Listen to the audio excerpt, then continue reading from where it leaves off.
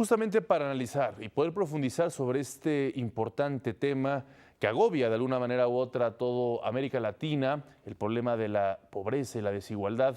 Nos enlazamos con la doctora Alicia Puyana Mutis. Ella es especialista en desigualdad y forma parte de la Facultad Latinoamericana de Ciencias Sociales, sede México. Muchas gracias por estar con nosotros, un placer saludarla. Muchísimas gracias, Omar. Muy contenta de estar con ustedes y platicar sobre este tema tan interesante, pero quisiera como aclarar, yo no soy experta en desigualdad, soy experta en crecimiento económico y por eso tengo que estudiar la desigualdad como un efecto y una causa del crecimiento económico. Así es, pues una aclaración importante, eso quiere decir que sí es experta en estos temas. Y bueno, me gustaría preguntarle, ¿cuáles son los grandes retos y qué se está haciendo en América Latina para revertir este fenómeno que sin duda pues es uno de los grandes problemas sociales que además genera otro tipo de problemas como el crimen organizado, etcétera? Cuéntenos cuál es su perspectiva y su análisis.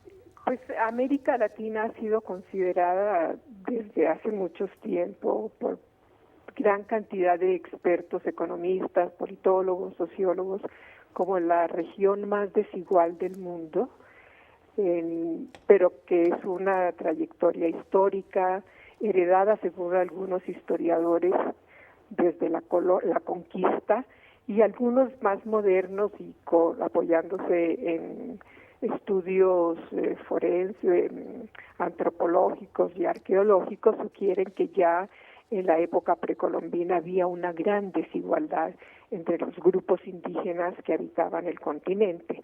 Ahora bien, en los últimos años ha habido, pero muy en la primera década de este siglo, una tendencia a reducción de la desigualdad, especialmente liderada por Venezuela, Bolivia, Argentina, Brasil, Ecuador, un poquito México, pero bastante menos que estos países. Uruguay también avanzó mucho, y Colombia pues se quedó rezagada con muchos países de Centroamérica y del Caribe. Es un problema grave. Las mayores acciones se han hecho más que todo en control de pobreza, reducción de pobreza, pero sin atacar las causas. Se toma como síntoma, como causa de la pobreza, los efectos de la pobreza, el hambre. Bueno, hay desnutrición porque hay hambre, entonces se reparte alimentos. Está muy bien, no estoy contra ello. Claro. Pero la desnutrición, según muchos economistas y gente muy docta en ello, como Amartya Sen, es un efecto de la falta de ingresos para adquirir alimentos.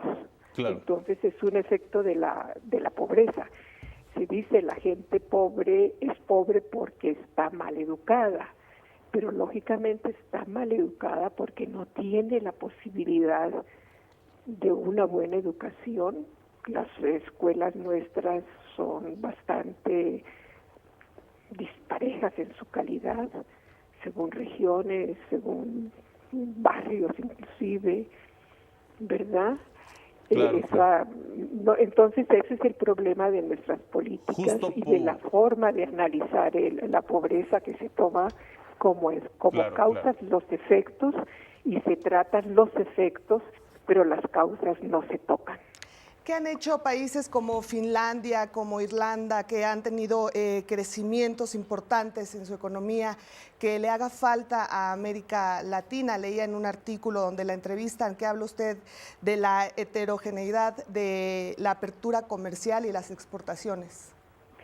Sí, algunos de los problemas que han causado la desaceleración de las economías de América Latina y un poco la desaceleración de las economías en muchas áreas del mundo es la forma como se hizo la liberalización económica y cómo se armaron los acuerdos comerciales en donde se desprotegió totalmente el trabajo.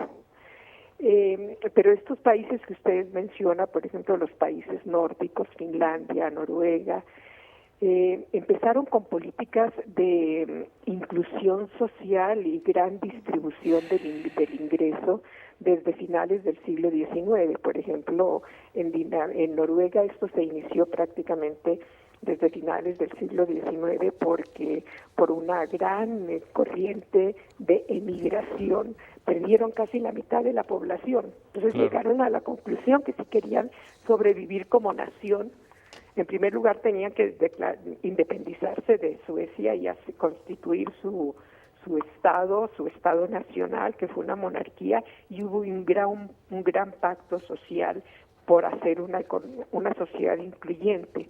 Entonces, entre ellos, los impuestos que se toman son muy altos y el gasto público, y eso hay que tenerlo muy en cuenta, el gasto público es altamente distributivo, de manera que el índice Gini de concentración del ingreso antes de las políticas fiscales puede ser 50 o 49, pero después de las políticas fiscales, es decir, de los impuestos, y el gasto baja en unos 15 puntos.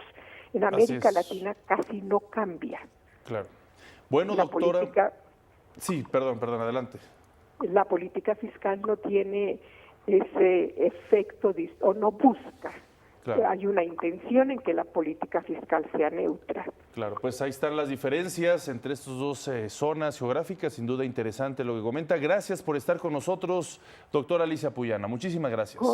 Con el mayor gusto, Omar, y buenas tardes a ustedes. Hasta luego.